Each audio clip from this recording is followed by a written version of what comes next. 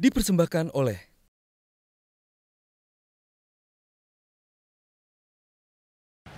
Apa kabar pemirsa? Jumpa kembali dengan saya Yofi Widianto dan saya Renita Sari Adrian, dalam Indonesia untuk Indonesia Kaya. Kali ini kami berada di Samarinda. Kota Samarinda. Jadi jangan kemana-mana, ikuti terus Indonesia untuk Indonesia Kaya. Ya. Menjadi ibu kota sekaligus gerbang budaya pedalaman Kalimantan Timur, inilah Samarinda.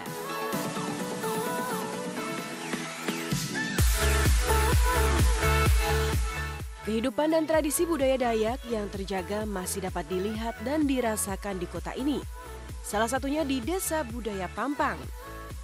Di Desa Budaya Pampang inilah para wisatawan baik lokal maupun mancanegara dapat melihat dan mengenal tradisi, tarian, dan kebudayaan Dayak Kenya di Samarinda.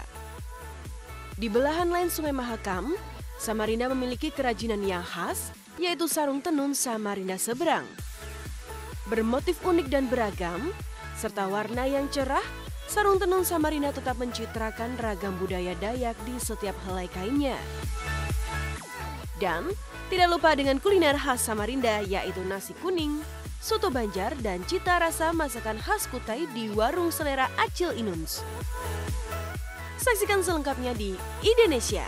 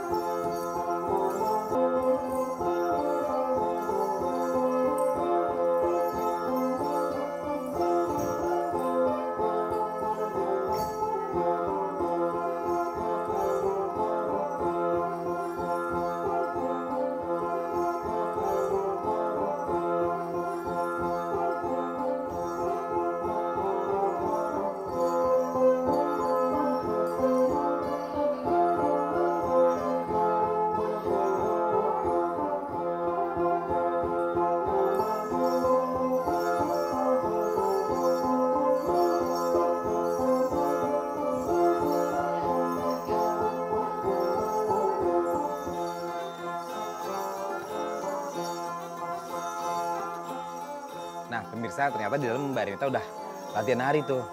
Kita lihat yuk gimana sih proses-proses berkesenian di suku Dayak ini. Ayo Mas. Halo. Halo Mas. Halo. Tadi udah latihan nari ya? Lagi nari. Oke. Nah tadi yang ngajarin saya nari, nah Palaing. Palaing kenalkan Mas Yofi. Yofi, Pak Laing Along ya? Ya. Pak Laing banyak yang mau kita tanyakan itu. Yang kalau saya penasaran sih sama apa ini? Relief ya? Reliefnya. Ukiran. Ukiran. Ukiran ini biasa terdapat dalam rumah panjang atau lamin seperti ini. Karena di ukiran ini menggambarkan keterkaitan kita satu dengan yang lainnya. Walaupun kita berbeda-beda, tapi tetap menjadi satu. Karena ukiran ini dalam bahasa Dayak disebut dengan istilah kalung, atau yang artinya macam-macam, belang-belang atau warna-warni. Warna-warni, belang-belang. Tadi waktu baru datang, tadi tarian apa tuh yang dilatih? Namanya tarian lanjut. Kanjet. Kanjet. Ya, kanjet itu tarian. Oh, itu tuh cerita tentang apa tuh Pak? Kanjet Tanyam Tari itu adalah tarian persatuan.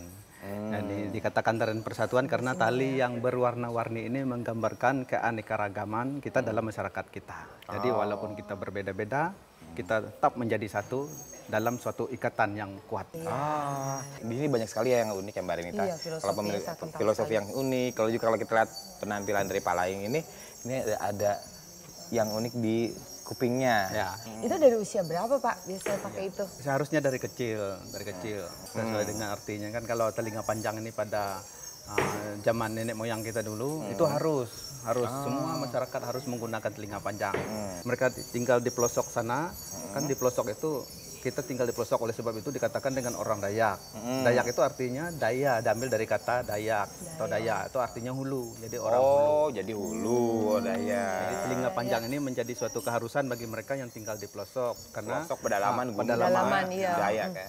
untuk memberikan gambaran kepada masyarakat lain bahwa jangan sampai mereka itu dianggap bukan manusia karena mereka tinggal di hutan atau di pelosok sana. Jadi oleh sebab itu mereka menunjukkan kepada masyarakat lain dengan menggunakan telinga panjang. Jadi itu yang sudah ada di dalam. Seru banget diri ya kalau lihat Seru filosofinya ya. ya. Dan Mbak Rinita yang unik-unik juga ini yang dibawa sama Palaing nih. Ini senjata tradisional. Ada macam-macam sejenisnya nih yang disebut dengan mendau atau dalam bahasa Dayaknya ini baing namanya. Baing, Atau ya. suapuk. Ini kalau ada bulunya disebut dengan suapuk. Suapuk. Nah, suapuk itu adalah suatu alat parang tradisional yang kita pakai untuk menunjukkan keberanian atau kedewasaan seseorang laki-laki. Gitu ya. Kalau saya tertarik ingin tahu mengenai desa budaya ini. Oh iya iya. Katanya iya, desa iya. budaya ini kan diresmikannya tahun 91 ya? Ya, 91. Tuh, gimana ceritanya tuh Pak? Iya, awalnya pada tahun 1970-an masyarakat kita atau orang tua kita mengajak sebagian kecil keluarganya datang berpindah ke tempat ini. Jadi perlahan-lahan mereka semakin banyak sehingga mereka membuat suatu pemukiman atau desa, menjadi suatu desa, menjadi tempat tinggal. Dan mereka membuat lamin sebagai ciri khas daripada masyarakat Dayak Kenya ini selalu membuat lamin yang disebut dengan lamin. Lamin Dakdo namanya dulu. Lamin Dakdo itu artinya rumah panjang. Oh iya, ini bentuknya memanjang gini ya. Dikatakan rumah panjang itu karena ujung kiri dan kanan daripada lamin ini disambung dengan rumah-rumah penduduk untuk tempat tinggal. Lengkap langsung Jadi penjelasannya. dibuat pada tahun 1988 dan selesai pada tahun 1991. Dan ini bisa dikunjungi ya? Ya, sekaligus diresmikan menjadi objek wisata Objek wisata, budaya. ya. Lamin ini kita pakai untuk mengadakan hal-hal atau acara-acara yang ada di dalam masyarakat kita.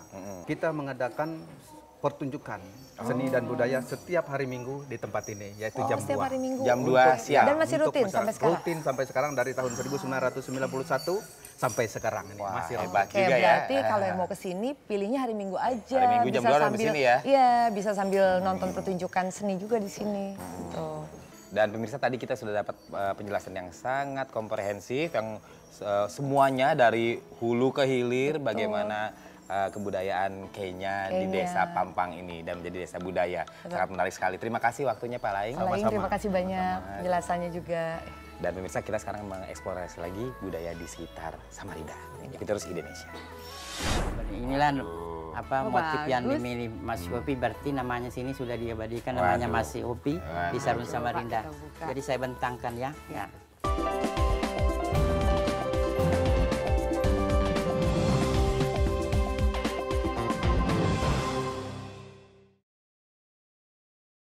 Dipersembahkan oleh